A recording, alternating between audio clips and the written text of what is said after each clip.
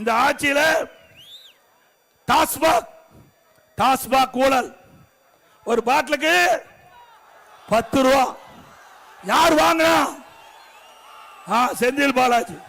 அவர் அமைச்சரா இருக்கும்போது ஒரு பாட்டிலுக்கு 10 ரூபா வாங்கினார்.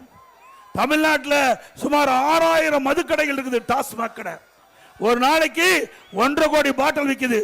ஒரு பாட்டிலுக்கு 10 ரூபாய்னா ஒரு நாளைக்கு 15 கோடி ஏழைகள் சுரண்டுனாங்க. இந்த பணம் பூரா மேலிடத்துக்கு போதுங்கிறாங்க. மாசத்துக்கு 450 கோடி, கிட்டத்தட்ட ஒரு வருடத்துக்கு 5400 கோடி இந்த டாஸ்மாக் மூலம் இன்றைக்கு முறைகேடு நடந்திருக்குது. இந்த 4.5 ஆண்டுல சுமார் 23,000 கோடி டாஸ்மாக்ல ஊழல் செஞ்சிருக்கிறாங்க. அந்த பணத்தை எடுத்துக்கிட்டு அந்த ஊழல் செய்த பணத்தை வச்சுதான் இந்த தேர்தலில் வாக்காளரை விலைக்கு வாங்க முயற்சி செய்யறாங்க. வாக்காளர் பெருமக்கள் தயவு செய்து அருள்வூர்ந்து நீங்க உஷாரா இருக்க வேண்டும்.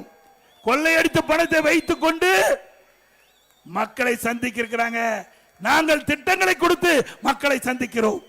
அண்ணா திமுக ஆட்சியில் என்னென்ன சாதனை செய்தோம் என்று சொல்லி கூட சந்திக்கிறோம். திமுக அப்படி சந்திக்கல. சொல்றதுக்கு எதுவும் இல்ல, செஞ்சா தானே சொல்றதுக்கு. சட்டில் இருந்தா தானே ஆப்பையில வரும். இந்த ஆட்சியில் எதுவுமே செய்யலையே. அண்ணா திமுக ஆட்சியில் ஒரே வருடத்தில் 11 அரசு மருத்துவக் கல்லூரி மருத்துவமனை கொண்டாந்தோம். 11 அரசு மருத்துவக் கல்லூரி, 7 சட்டக் கல்லூரி 10 வருஷத்துல, 21 பாலிடெக்னிக் கல்லூரி, 68 கலை மற்றும் அறிவியல் கல்லூரி, 4 பொறியியல் கல்லூரி, 5 கால்நடை மருத்துவக் கல்லூரி ஆராய்ச்சி நிலையம், மிகப்பெரிய கால்நடை பூங்கா, தலைவாசல் 1000 கோடியில இப்படி பல கல்லூரிகளை திறந்து கற்போட எண்ணிக்கை உயர்த்தணும். பட்ட படிப்பு படிக்கின்ற மாணவருடைய எண்ணிக்கை உயர்த்தணும். மத்திய அரசு நிர்ணயித்த அந்த 2030 அடைய வேண்டிய இலக்கை 2019 நாங்கள் 20 அடைந்தோம். சாதனை படிச்சோம். 100க்கு அம்மா தமிழகத்துடைய முதலமைச்சர் அம்மா பதவி ஏற்கின்ற பொழுது 100க்கு 32 பேர் தான் உயர்கல்வி படிச்சாங்க. அம்மா எடுத்த முயற்சி அண்ணா திமுக கல்வியிலே புரட்சி மறுமலர்ச்சி ஏற்படுத்திய விளைவு அதிகமான கல்லூரி திறந்த விளைவு 2019-20 100க்கு 52 பேர் உயர்கல்வி படிச்சாங்க.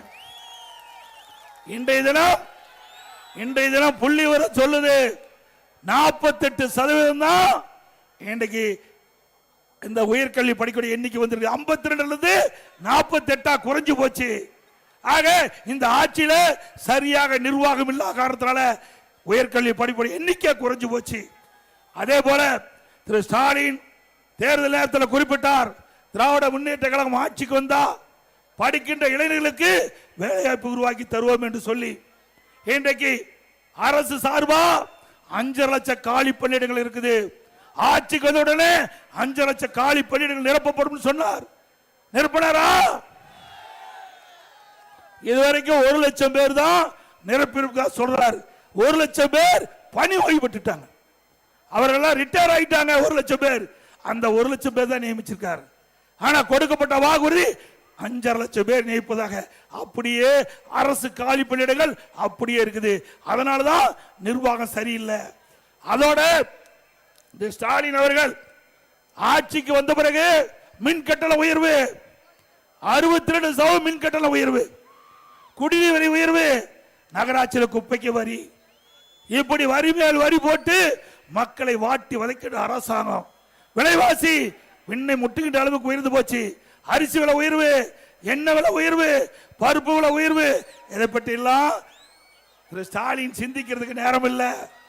வீட்டு மக்களை பற்றி தான் சிந்திப்பார், நாட்டு மக்களை பற்றி சிந்திப்பதற்கு நேரம் இல்லை. இதே அண்ணா திமுக ஆட்சி இருக்கின்ற பொழுது இப்படி உணவுப் பொருள் விலை ஏறுகின்ற பொழுது அதை கட்டுப்படுத்துவதற்கு விலை கட்டுப்பாட்டு நிதியம் என்ற ஒரு நிதியை உருவாக்கி 100 கோடி ரூபாய் வைத்து இன்றைக்கு புளி விலை அதிகமாயிடுச்சுன்னா எந்த மாநிலத்தில் புளி விலை குறைவு அதை வாங்கிட்டு வந்து இங்க விற்பனை செஞ்சு விலை சரி கட்டுவோம். பருப்பு விலை உயர்ந்து போனா எந்த மாநிலத்தில் பருப்பு விலை குறைவு அங்க போய் விலைக்கு வாங்கி தமிழகத்துக்கு கொண்டு வந்து அந்த விலையை குறைப்போம். இப்படி மக்கள் பாதிக்காத அளவிற்கு உணவுப் பொருட்கள் விலையை கட்டுப்படுத்த அரசாங்கம் அண்ணா திமுக அரசாங்கம். கொரோனா காலம் கடுமையான சோதனை. அந்த சோதனையான காலத்தை கட்டத்தில் கூட மக்கள் ஒத்துழைப்போடு விலை மதிக்க முடியாத உயிரை காப்பாற்றிய அரசாங்கம் அண்ணா திமுக அரசாங்கம். ஒரு வருடம் ரேஷன் கடையில் விலையில அரிசி கொடுத்தோம், விலையில எண்ணெய் கொடுத்தோம், விலையில சக்கரை கொடுத்தோம், குடும்பத்துக்கு 1000 ரூபாய் கொடுத்தோம்ல. ஒரு வருஷம் 1 ரூபாய் வருவாய் கிடையாது. கடைகள் திறக்கல, தொழிற்சாலை திறக்கல, அரசுக்கு வருகின்ற வருவாய் எதுவுமே வரல. ஜிஎஸ்டி வரல, அதே ரோட் டாக்ஸ் வரல, பத்திரப்பதிப்பு வரல, எதுவுமே வருவாய் இல்லாத போது கூட சிறப்பான ஆட்சி இந்தியாவிலே கொடுத்த ஒரே அரசாங்கம் அண்ணாது. இன்றைக்கு வருவாய் உயர்ந்து போச்சு. அண்ணா திமுக ஆட்சி விட 1,36,000 கோடி கூடுதலா திமுக ஆட்சியில வருவாய் வருகிறது. ஆனா மக்களுக்கு தேவையான நன்மை கிடைக்கல. அதோட பள்ளிகள் மூடப்பட்டது, கல்லூரி மூடி இருந்தாங்க, மாணவர்கள் ஒரு ஆண்டு பாதிச்சுட்டாங்க. மாணவருடைய கோரிக்கை ஏற்று எல்லா மாணவர்களுக்கும் ஆல் பாஸ் போட்டு கொடுத்தோம். ஆல் பாஸ், பள்ளியில படிக்கிற மாணவருக்கு ஆல் பாஸ், கல்லூரியில் படிக்கிற மாணவருக்கு ஆன்லைன்ல வகுப்பு. இப்படி மக்களை காத்த அரசாங்கம் அண்ணா திமுக அரசாங்கம். அதோட இன்னைக்கு துணை முதலமைச்சர் அப்போது வேண்டுமென திட்டமிட்டு அண்ணா திமுக அவதூறு பிரச்சாரம் வருகிறார். ஒரு படத்தில் ஒரு பாட்டு இருக்குது, இரவில் ஆட்டம் பகலில் தூக்கம், இரவனில் ஆட்டம் பகலில் தூக்கம், இதுதான் எங்கள் உலகம், எங்கள் உலகம் இதுதான் ஒரு பாடல் வருது. அது மாதிரி இன்று இருக்கின்ற துணை முதலமைச்சர் இரவுல பகல்ல நாட்டு மக்களையே பார்க்காத முதலமைச்சர். இன்னொரு படி போல மேல போய் இன்ஸ்டாகிராம், அந்த இன்ஸ்டாகிராம்ல அவர் ஒரு போஸ்டுக்கு லைக் போடுறார். அது என்னன்னு நீங்களே முடிவு செஞ்சீங்க. எப்ப போடுறாரு? நள்ளிரவுல போடுறார். நேரம் நள்ளிரவுல இந்த லைக் போடுறார். இப்படிப்பட்ட துணை முதலமைச்சர் நாட்டுக்கு தேவையா? அப்புறம் ஸ்டாலின் பேசுறார், எங்களை பத்தி பிஜேபி பத்தி பேசுறியே, நீ எதிர்கட்சி தலைவரா இருந்தீங்க. திமுக எதிர்கட்சியில் இருக்கும் போது அன்றைக்கு பிரதமராக இருந்த திரு நரேந்திர மோடி அவர்கள் தமிழகத்துக்கு வருகின்ற பொழுது கருப்பு கொடி காட்டினார், கருப்பு போல விட்டார். பிறகு திமுக ஆட்சிக்கு வந்த பிறகு வெள்ளை குடை பிடித்த வீரமகன் தான். நீ எங்களை பத்தி பேசலாமா? அப்பொழுது இருந்த பாரத பிரதமர் அவர்களை, நம்முடைய பிரதமர் திரு நரேந்திர மோடி அவர்களை கோலோ இந்தியா செஸ் ஒலிம்பியாட் கலைவான அரங்கில் ஒரு அரசு நிகழ்ச்சி இதெல்லாம் அழைச்சிட்டு அவரை கௌரவப்படுத்துறீங்க. ஆனா இன்னைக்கு என்ன பேசுறார்? திட்டமிட்டு அவதூறு பிரச்சாரத்தை பரப்பி வருகிறார். திரு ஸ்டாலின் அவர்களே, ஆளுங்கட்சியா இருக்கின்ற போது ஒரு நிலைப்பாடு, எதிர்கட்சியாக இருக்கின்ற ஒரு நிலைப்பாடு, இதுதான் திமுக இரட்டை வேடம். அதோட திரு ஸ்டாலின் நேற்றைக்கு முன்தினம் ஒரு நடந்த பொதுக்கூட்டத்தில் பேசுறார். 5 ஆண்டு திராவிட மாடல் ஆட்சியில செய்த சாதனை 1000 ஆண்டு வரலாறு பேசணும். உண்மைதான் பேசும். என்ன பேசுவாங்க? 5 ஆண்டு திமுக ஆட்சியில 5 லட்சம் கோடி கடனை வாங்கி நாட்டு மக்களை கடனால் ஆக்கிட்டாங்க. இதுதான் வரலாறு பேசும். இந்த கடனை நாம தாங்க கட்ட வேணும். வந்திருக்கிற மக்களும் நான் உட்பட, நீங்க உட்பட கட்டவன். இந்த கடனை எப்படி அடைப்பது? வரி போட்டு தான் அடைக்க முடியும். இப்படி தமிழகத்தில் 73 ஆண்டு காலம் பல கட்சிகள் ஆண்டிருக்குது 2021 வரை. அப்பொழுது 73 ஆண்டு காலம் ஆட்சி இந்த கட்சிகள் வாங்கிய கடன் 5,18,000 கோடி. 2021 இருந்து 2025 முடிய திமுக வாங்கிய கடன் 5 லட்சம் கோடி. 5 ஆண்டுல 5 லட்சம் கோடி வட வாங்கி கடனை வாங்கிட்டு இன்னைக்கு வரலாறு பேசுமா? பேசும். கடன் வாங்கினதை பேசுவாங்க. நேற்று தினம்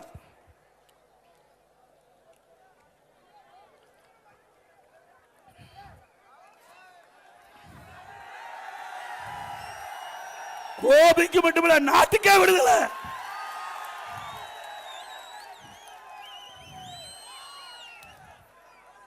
திரு ஸ்டாலின் அவர்கள் இன்றைக்கு ஆட்சி பொறுப்பேற்கிறதுக்கு முந்தி பல ஊழல்கள், கொஞ்ச நஞ்ச ஊழல் இல்ல. இன்றைக்கு ஸ்டாலின் பேசுறார், அண்ணா திமுக ஊழல் புரிந்ததுன்னு.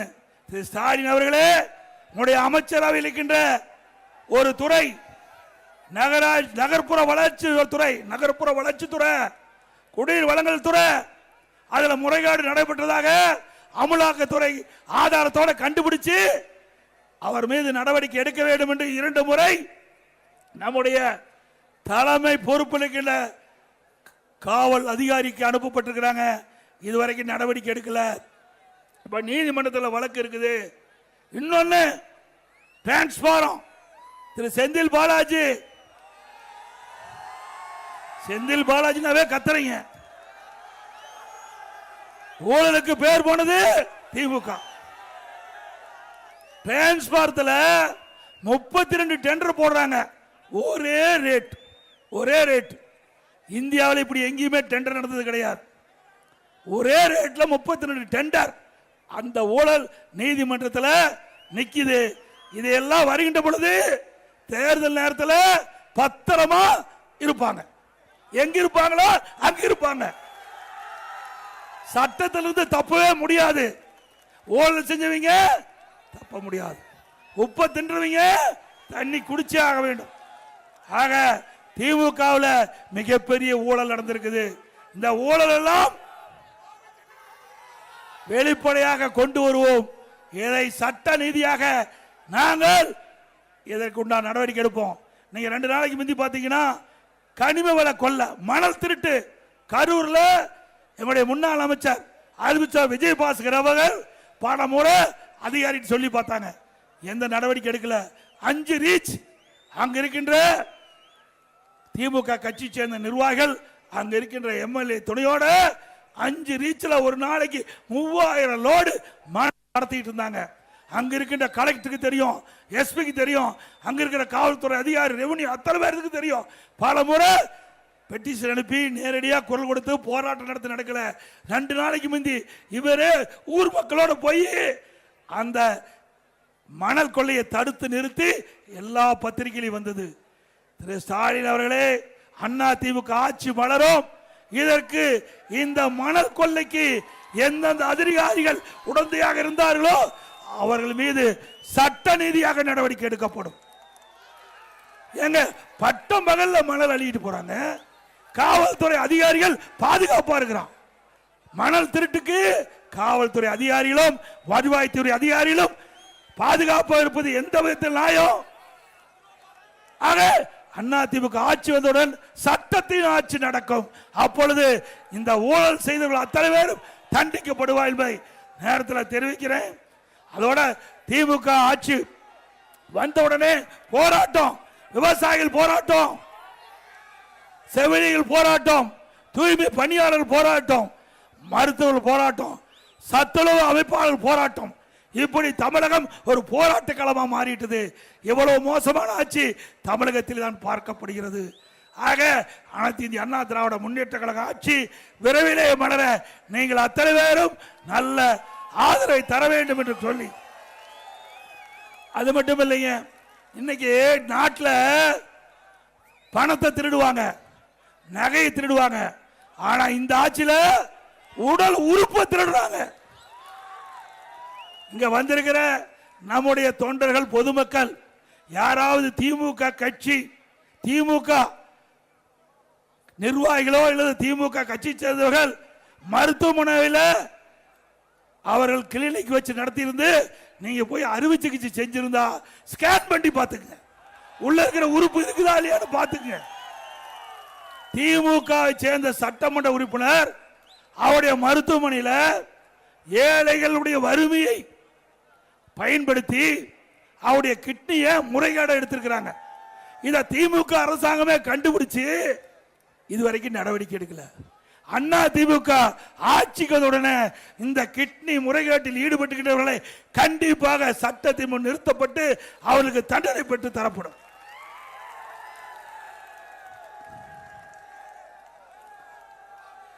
அதோட அண்ணா திமுக ஆட்சியில் மலர்ந்தவுடன் பல்வேறு திட்டங்கள் நிறைவேற்றப்படும். இன்னைக்கு திமுக 525 அறிவிப்பு வெளியிட்டாங்க.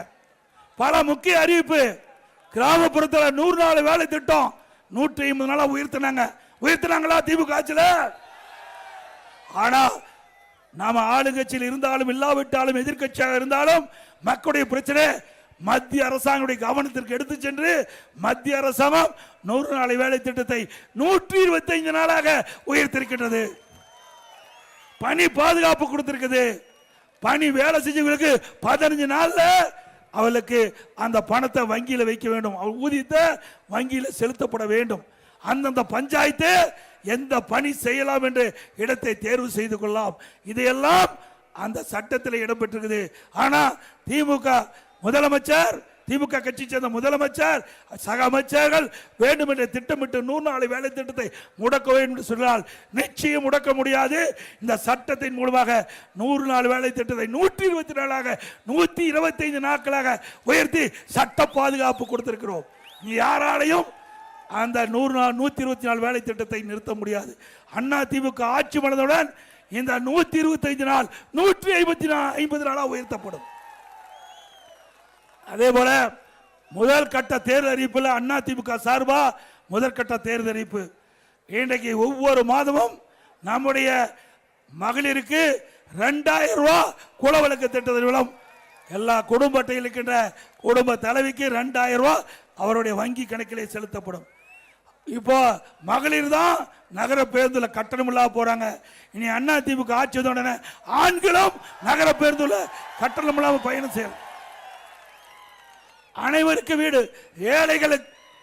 ஏழைகளா இருக்கின்றவர்கள் அனைவருக்குமே அற்புதமான காங்கிரீட் வீடு கட்டப்படும். குறிப்பா அருந்தியர் மக்கள், ஆதிராட மக்கள், மலைவாழ் மக்கள், பட்டியலின மக்கள், அந்த மக்கள் வீடு இல்லாமல் இருந்தா அற்புதமான பல லட்சம் மதிப்புள்ள காங்கிரீட் வீடு கட்டி கொடுக்கப்படும். அதே போல இந்த பட்டியலின மக்கள் குடும்பத்திலே திருமண வயது அடைந்து திருமணமாகி தனி குடுத்தலம் போனா அவருக்கு அரசாங்கமே இடம் வாங்கி காங்கிரீட் வீடு கட்டித்தரப்படும். அதே போல நம்முடைய சகோதரிகள் குறிப்பிட்ட நேரத்துக்கு பணிக்கு செல்ல, பணி முடிஞ்சு வீடு திரும்ப அம்மா இருசக்கர வாகனம் 5 லட்சம் பேருக்கு கொடுக்கப்படும். ஒவ்வொரு அம்மா இருசக்கர வாகனத்துக்கு 25,000 ரூபாய் மானியம் கிடைக்கப்படும். அதே போல முதியோர் உதவித்தொகை 2000 உயர்த்தப்படும். அதே போல மாணவர் கல்வி கடன் ரத்து செய்யப்படும். அதே போல ஒவ்வொரு குடும்பத்திற்கும் வாழ்வாதார உதவியாக 3 கேஸ் சிலிண்டர் வழங்கப்படும். தமிழர்கள் வீர விளையாட்டு ஜல்லிக்கட்டுல வீரர்கள் காலை பிடிக்கும் போது அசமானம் ஏற்பட்டு உயிர் நீத்தா அவருக்கு 10 லட்சம் ரூபாய் குடும்பத்துக்கு கொடுக்கப்படும். அதோட படுகாயமடைந்த 2 லட்சம் கொடுக்கப்படும். அதோட வீர விளையாட்டில் கலந்து கொண்ட ஜல்லிக்கட்டிலே வீர விளையாட்டில் கலந்து கொண்ட ஜல்லிக்கட்டு வீரர்களுக்கு இன்சூரன்ஸ் செய்யப்படும். அதே போல ஜல்லிக்கட்டு போட்டியிலே கலந்து கொள்கின்ற காளைகளுக்கு, பதிவு செய்யப்பட்ட காளைகளுக்கு இன்சூரன்ஸ் செய்யப்படும். அதேபோல சிறுபான்மை வகுப்பை சேர்ந்த மகளிர் சுயக்குழு தொடங்குவதற்கு வட்டிலா கடன் மற்றும் மாற்றுத்திறனாளி கூட்டுறவு வங்கி கடன் தள்ளுபடி செய்யப்படும். அதோட நடபாதை, அங்கங்க நகரத்தில் பார்த்தீங்கன்னா நடபாதை இருக்கும். அதுல ஓரமா கடை வச்சிருப்பாங்க. அந்த கடைக்காரெல்லாம் அங்க கூட்டுறவு வங்கியில கடன் வாங்கி இருக்கிறாங்க. அந்த கடன் தள்ளுபடி செய்யப்படும்.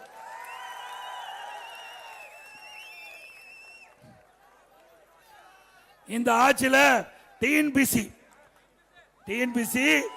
தேர்வு நடத்தினாங்க. அந்த டிஎன்பிசி தேர்வுல கூட முறையாக நடத்தப்பட முடியல.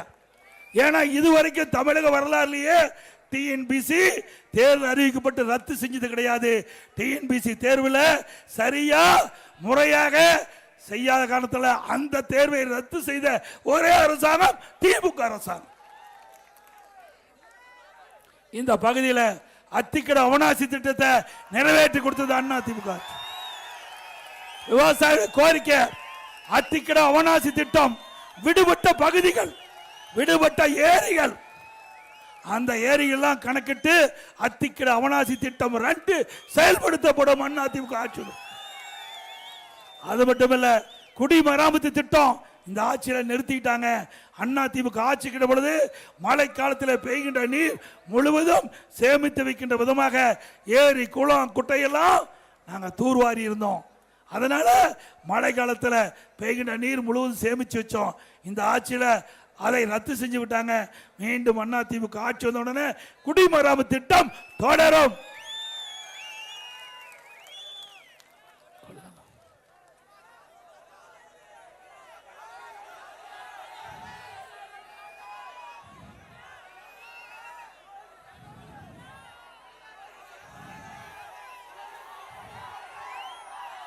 அனைத்து இந்திய அண்ணா திராவிட முன்னேற்ற கழகத்தை பொறுத்த வரைக்கும் இது ஏழை எளிய மக்களுக்காக துவக்கப்பட்ட இயக்கம். நாட்டில் கிராமத்திலிருந்து நகர வரை இருக்கின்ற மக்களுக்கு தேவையான திட்டங்கள், அடிப்படை வசதிகள் முழுவதும் நிறைவேற்றக்கூடிய அரசாங்கம். அது மட்டுமல்ல, இந்த பகுதி மக்கள் பவானி சாகர் சட்டமன்ற தொகுதியில் பல கோரிக்கைகளை கொடுத்திருக்கிறாங்க. அந்த கோரிக்கையெல்லாம் அண்ணா திமுக ஆட்சி மலர்ந்தவுடன் நிறைவேற்றி தரப்படும் என்ற செய்தியை சொல்லி